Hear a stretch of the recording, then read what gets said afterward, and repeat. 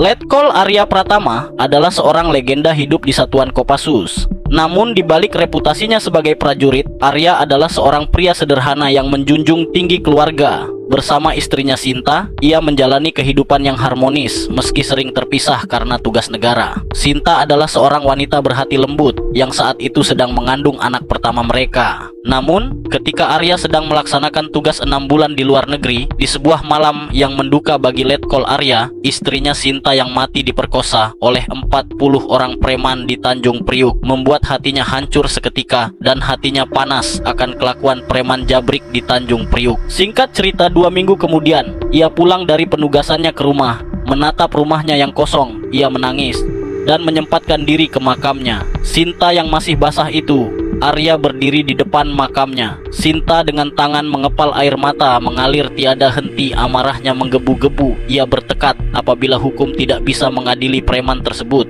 maka ialah yang akan menjadi hakimnya sendiri. Sepulang dari makam Sinta, ia mengatur strategi dan mencari informasi tentang preman jabrik tersebut. Singkat cerita, sudah mengetahui informasi markasnya berada di gudang tua pelabuhan Tanjung Priuk. Kemudian Arya menyiapkan peralatan tempurnya, membawa pisau komando, senjata api yang dilengkapi peredam, dan membawa bahan peledak. Tibalah malam hari tanpa terdeteksi 2 penjaga pertama yang menjadi korbannya Arya pertama kali. Arya menyergap mereka dengan pisau komando. Satu persatu preman itu tumbang di tangan Arya. Mereka ditebas dalam kegelapan. Setelah melihat situasi aman, Letkol Arya bergegas menuju gudang. Markasnya preman Tanjung Priuk, jabrik dan anak buahnya sedang berpesta miras tanpa menyadari nyawanya sedang terancam.